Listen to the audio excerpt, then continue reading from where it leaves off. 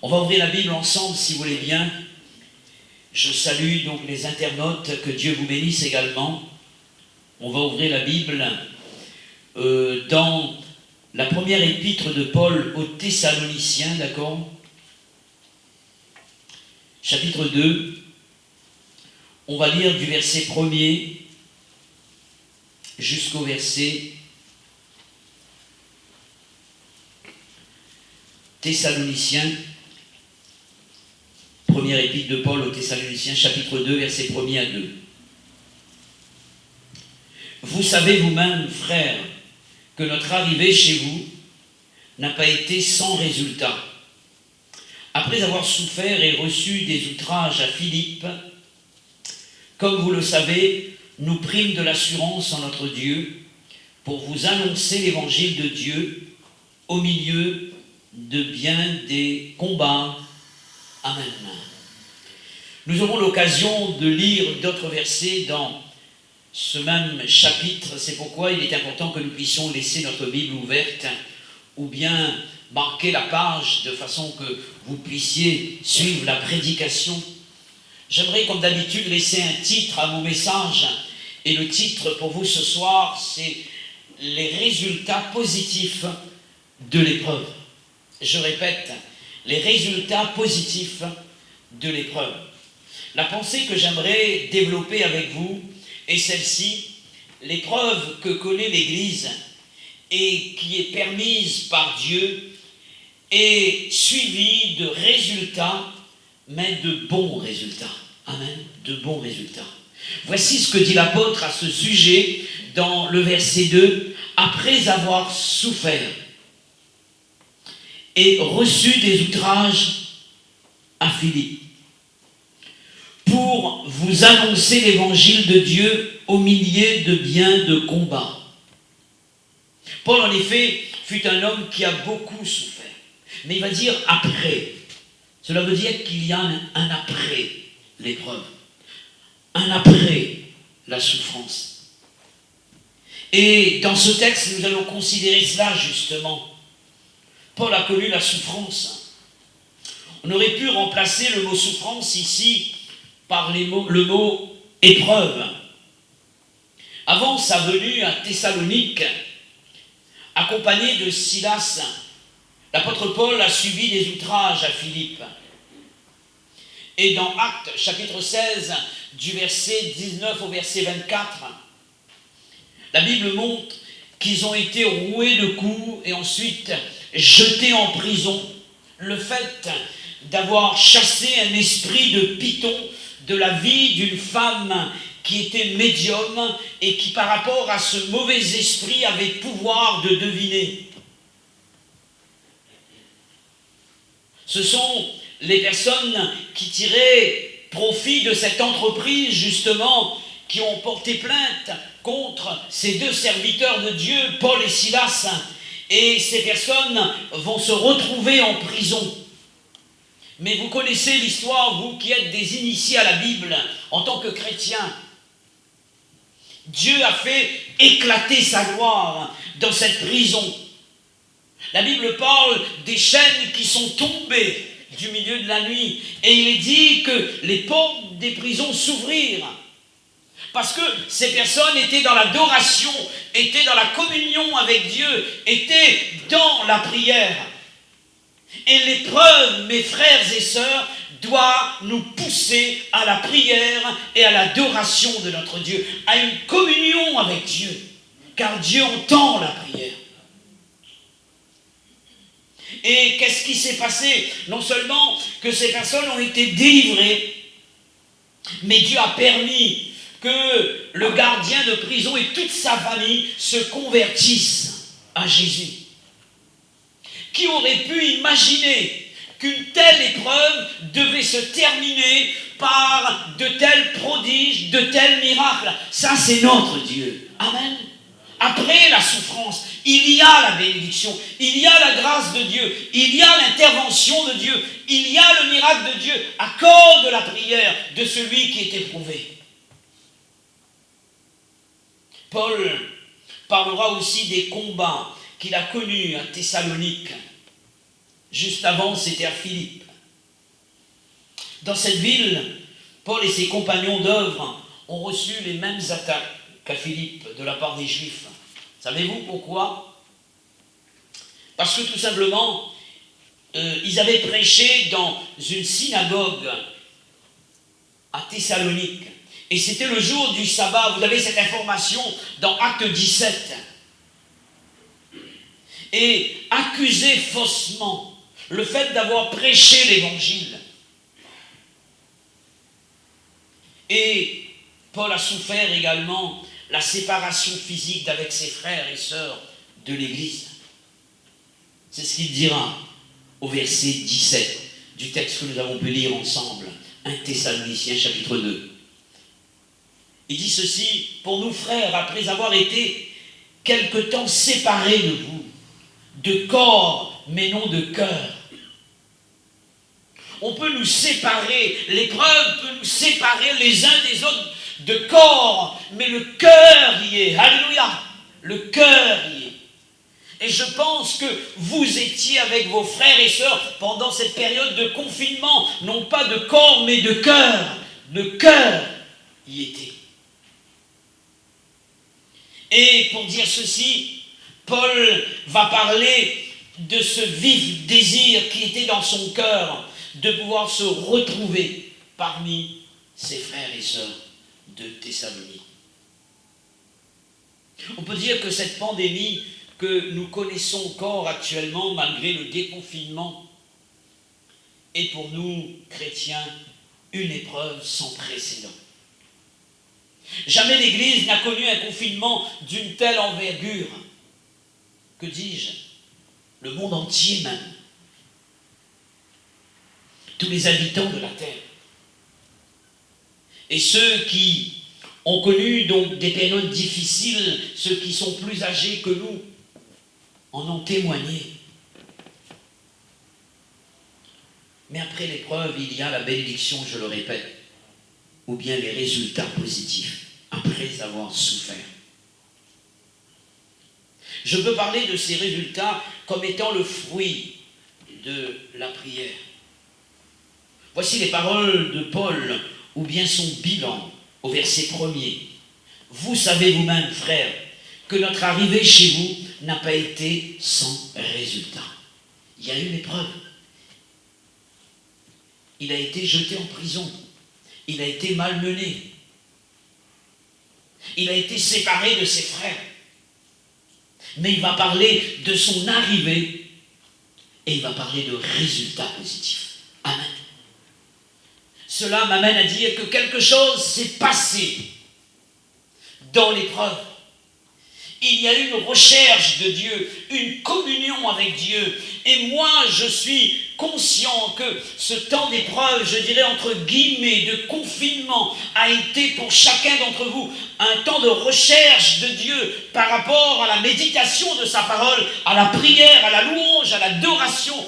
Et vous êtes venus dans ce lieu beaucoup plus fort, avec des choses à communiquer à l'Église, et vous voulez apporter du résultat à cette Église de Saint-Pierre. Quelqu'un dit amen à cela. Alléluia. Parce que l'épreuve ne vous a pas déstabilisé. Au contraire, cette épreuve vous a rendu plus fort et plus forte.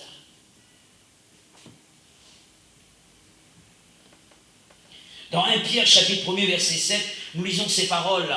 Afin que l'épreuve de votre foi, plus précieuse que l'or périssable, qui cependant est éprouvé par le feu, ait pour résultat. Amen. C'est la même expression, le même mot que l'apôtre Pierre utilise, le même mot que Paul ici. Il va parler de son arrivée avec des résultats par rapport à ce qui s'est passé. L'épreuve a eu lieu, il a beaucoup souffert, mais il arrive avec du résultat. Alléluia. Jacques dira que l'épreuve de notre foi produit. Amen. Produit. Et il va ajouter la patience. Savez-vous ce que c'est que la patience? C'est un des fruits de l'esprit.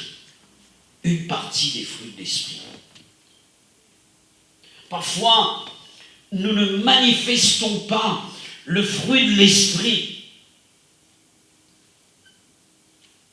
Pourquoi d'après vous? Parce que nous n'avons pas su nous attendre à Dieu dans les moments difficiles, lorsque l'épreuve était là. Alors que Dieu avait un but, il voulait, dans ce temps d'épreuve, produire les sentiments, les qualités qui sont en Jésus-Christ, et ces qualités, vous ne les avez pas parce que vous n'avez pas su vous attendre à Dieu. Dieu était en train de faire une œuvre de transformation en vous pour que vous soyez semblables à lui. Et souvent dans notre prière, nous avons prié en ces termes, de cette manière: Seigneur, j'aimerais être comme toi. Tu veux être comme Jésus, alors laisse l'épreuve former le caractère de Jésus en toi, et tu verras, tu vas ressembler à Christ de jour en jour, parce que dans l'épreuve, Dieu nous forme. Amen. Dieu développe en nous le caractère de Christ. Parfois nous sommes trop pressés, et ce que Dieu veut produire en nous, qui sont ses qualités, ses sentiments propres, nous ne pouvons les avoir, et nous ne changeons pas, alors que Dieu désire nous voir changer. Certainement, il y a eu des changements dans votre cœur, dans votre perception des choses, dans votre consécration, dans votre approche de Dieu, dans votre appréciation de la communion fraternelle. Il y a des choses que Dieu a fait dans votre cœur, certainement, si vous avez été sensible pendant ces moments. J'aimerais voir avec vous ce que quels sont les résultats des épreuves de Paul ici. Je vois deux résultats. L'amour, la foi, pardon, et l'amour. La foi et l'amour. D'ailleurs, la foi et l'amour sont deux mots qui reviennent sans cesse comme un refrain dans les épîtres de Paul aux Thessaloniciens, si vous avez déjà étudié donc ces épîtres-là. D'ailleurs, il y a trois mots qui reviennent sans cesse: la foi, l'amour et l'espérance. Dans 1 Thessaloniciens chapitre 1er verset 3, voici ce que l'apôtre Paul dira. Et ces deux mots sont présents, nous rappelant sans cesse l'œuvre de votre foi et le travail de votre amour. Amen. Dans 1 Thessaloniciens chapitre 3 verset 6, mais Timothée, récemment arrivé ici de chez vous, nous a donné de bonnes nouvelles de votre foi et de votre amour.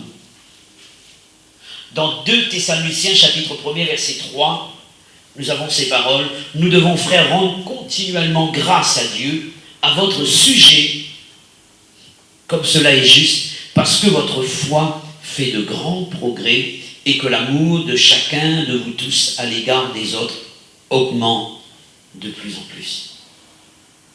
Que Dieu nous donne de vivre ces choses que l'apôtre Paul a vécues par l'épreuve. Que ces qualités qui sont des qualités précieuses qui émanent de la personne de Dieu et de la personne de Christ se développent de plus en plus dans notre cœur. La foi et l'amour.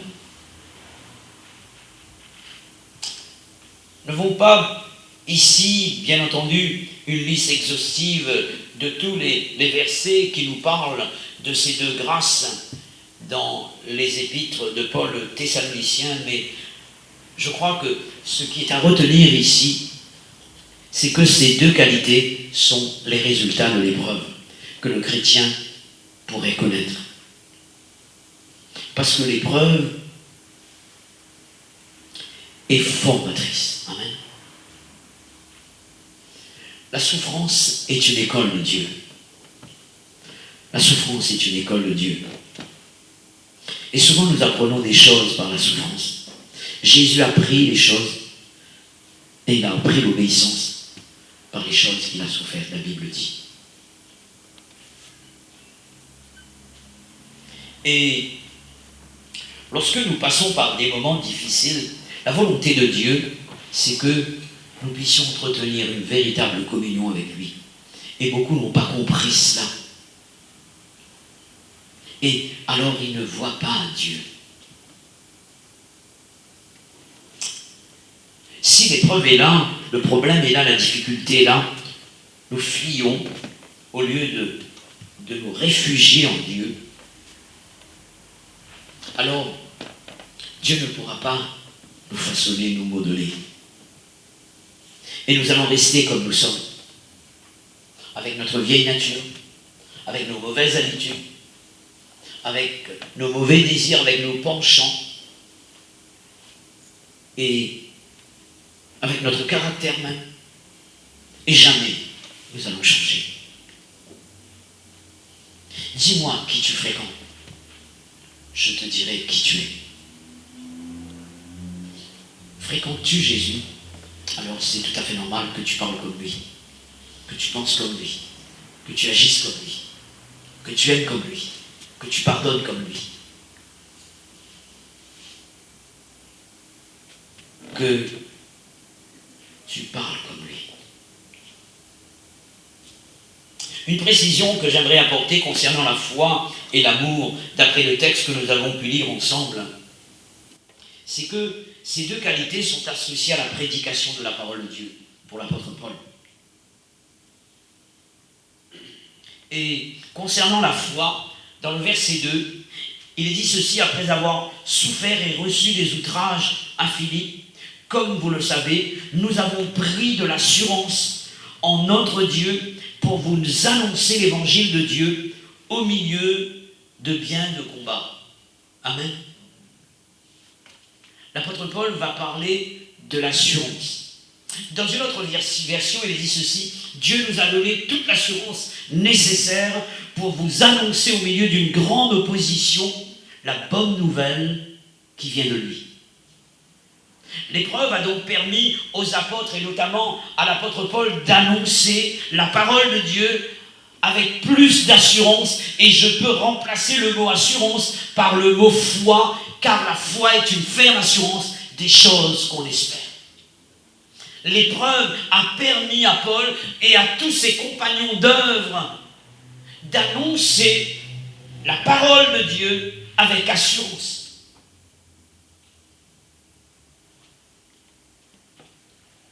L'épreuve est là pour faire de nous des personnes dont la foi va se développer pour pouvoir parler de Dieu. Je donne des exemples très rapides. Vous connaissez que dans Acte 3, Pierre et Jean montaient ensemble à l'heure de la prière. Ils avaient prié pour que cet homme boiteux de l'essence à la porte de la Belle soit guéri de cette paralysie, et il a été délivré instantanément. Et suite à ce miracle, il a parlé de Jésus, et parce que les gens croyaient que c'était lui qui avait guéri cette personne, et alors il va parler de la personne qui avait guéri cet homme, il va présenter le Christ en prêchant l'évangile. Et à cause de la prédication, Pierre et Jean ont été jetés en prison exactement comme Paul et Silas. Et puis à un moment donné, ils vont être relâchés. Et dès qu'ils sont relâchés, la Bible dit ceci, qu'ils sont allés vers les leurs, vers leurs frères, vers leurs sœurs, vers les membres de l'Église, et ils vont exposer leur situation à leurs frères. Et à un moment donné, une prière unanime va monter jusqu'au trône de Dieu. Et quelle était cette prière? Donne à tes serviteurs d'annoncer ta parole avec assurance et remplis-les du Saint-Esprit. Qu'est-ce qui s'est passé? Ils ont été remplis, renouvelés du Saint-Esprit, et ils ont annoncé la parole de Dieu avec assurance. Amen. La foi pour parler de Dieu, la foi pour annoncer l'évangile, la foi pour témoigner de la grandeur de Dieu. Dans Actes, chapitre 1er, verset 8, Jésus a laissé aux disciples cette promesse: vous recevrez une puissance, le Saint-Esprit survenant sur vous, et vous serez mes témoins. Voici ce qui s'est passé. Je vous donne que les références pour que vous puissiez lire chez vous, mais je vous ramène l'histoire. Il est dit ceci, c'est que dans Acte 8, versets 4 à 5, les apôtres étaient à Jérusalem, dans cette ville, alors que l'évangile devait être annoncé. Vous recevrez une puissance, le Saint-Esprit survenant sur vous, dira Jésus, et vous serez mes témoins à Jérusalem, en Judée, dans la Judée, en Samarie et jusqu'aux extrémités de la terre. Et les apôtres étaient en train de tourner dans Jérusalem, alors que la mission était de quitter Jérusalem pour aller plus loin. Et Dieu a permis l'épreuve du temps d'Étienne. Il y a eu un martyr et suite à cela, la Bible dit que les apôtres sont restés à Jérusalem et les autres, c'est-à-dire les chrétiens, non pas les prédicateurs, non pas les pasteurs, non pas les évangélistes, mais c'était des simples chrétiens de l'Église. Ces personnes ont bouleversé le monde. Ils sont allés en Judée et la Bible dit que le diacre Philippe est allé en Samarie prêchant le Christ. Et la Bible dit qu'il se faisait des miracles à cause du nom de Jésus qui était annoncé. L'évangile est allé en Judée, est allé en Samarie, et à un moment donné, alors qu'il est en plein réveil, en train de prêcher l'évangile, il était, je dirais, entre guillemets, l'auteur de ce réveil, à la tête de ces réveils. Dieu, par l'Esprit, va lui demander de se rendre dans un lieu désert, à Gaza, pour aller évangéliser le Nik éthiopien. Et il va annoncer l'évangile à cet homme, et cet homme qui est ministre va propager l'évangile dans toute l'Afrique. Alléluia! Jusqu'aux extrémités de la terre. L'épreuve a permis aux disciples de propager l'évangile et de parler de Dieu avec foi. Amen. L'épreuve que nous pourrions connaître, permise par Dieu, a pour but de nous amener davantage à parler de Dieu autour de nous. Amen. À parler de Dieu autour de nous. C'est le moment de servir Dieu, mes frères et sœurs. C'est le moment de partager l'évangile. Concernant l'amour dont il est question dans le texte est également associé à la prédication de la parole. Voici les versets qui nous parlent de ce genre d'amour qui animait l'apôtre Paul. J'aimerais vous donner juste les informations. Vous notez dans 1 Thessaloniciens chapitre 2 versets 7 à 8, le texte que nous avons pu lire ensemble. Et il est dit ceci, l'apôtre Paul aurait voulu, si c'était possible à lui, donc donner sa vie à ces chrétiens de Thessalonique. Il va parler de l'affection d'une mère pour ses enfants. Et ensuite, il va se comparer à un père également, exhortant ces personnes, les conjurant au nom du Seigneur Jésus. Donc, il va parler de ces deux casquettes qu'il va devoir porter en tant qu'homme. Il va jouer le rôle de la mère spirituelle pour l'Église et aussi du père spirituel. Et il parle de l'amour qu'il a pour annoncer l'Évangile. Et dans ce texte, vous allez pouvoir lire chez vous, dans le verset 11 jusqu'au verset 12, l'apôtre Paul va parler de cet amour qu'il avait pour l'Évangile. Et il va parler des bases sur lesquelles était fondée sur sa prédication. Il va dire que le mobile, ou bien la base de la prédication, n'était pas l'erreur, ni la fraude, ni les motifs impurs, ni la cupidité. Cela sous-entend qu'il parlait d'un message selon la vérité, non pas l'erreur, non pas le mensonge, non pas la fraude. Un message présentant la sainteté. Alléluia. Il a rehaussé le niveau de l'évangile est haut. Mais maintenant, je veux dire ceci, c'est que lui, il s'est mis à la hauteur en tant que prédicateur du niveau de l'évangile afin de toucher les cœurs. Alléluia. Nous ne devons pas brader le message. Mes frères et sœurs, Dieu nous appelle à prêcher la vérité, la sainteté, et nous allons voir sa gloire. Alléluia. Et il dira que son but n'était pas de plaire aux hommes, mais à Dieu. Bien entendu, il parle des hommes dont la pensée s'oppose à celle de Dieu. Et il ne voulait pas plaire à ces personnes-là. Et pour dire ceci, mes frères et sœurs, la parole ne doit pas l'amour que l'on a pour l'Église, pour nos frères et sœurs, ne doit pas être confondu avec les sentiments. L'amour, dans l'amour, il y a du sentiment. Mais l'amour n'est pas que sentiment. L'amour, c'est la vérité. L'amour, c'est la sainteté. L'amour, c'est Dieu. Amen. L'amour, c'est Dieu.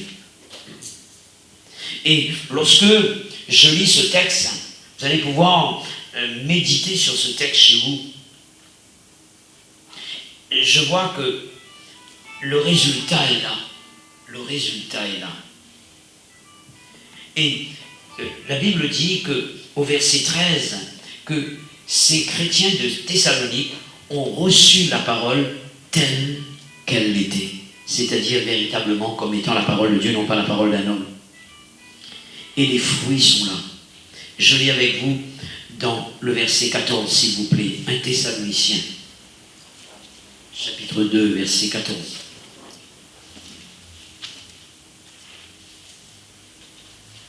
Vous avez trouvé?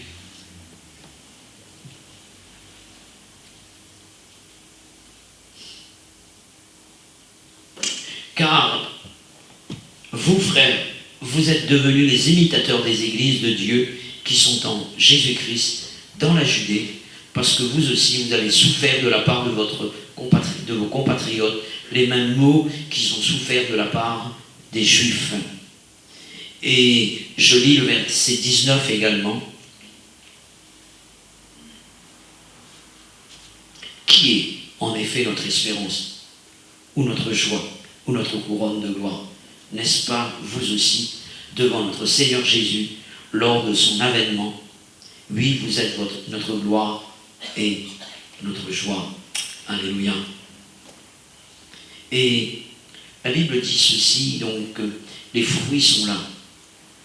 Ces personnes ont changé, il y a eu un travail de Dieu qui a été effectué. Parce que la parole a été annoncée dans toute son intégralité, dans toute sa vérité.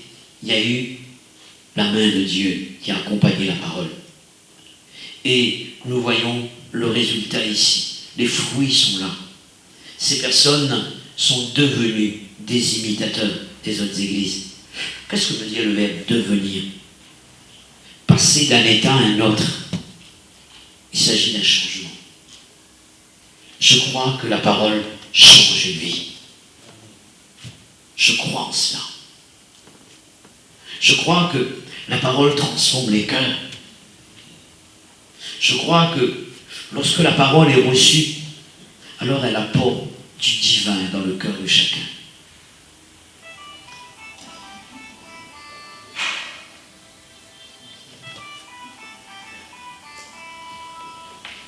Pour dire ceci, et je vais terminer, c'est que l'apôtre Paul va parler de l'Église et il va dire aux membres de l'Église, mais qu'est-ce que vous êtes pour moi?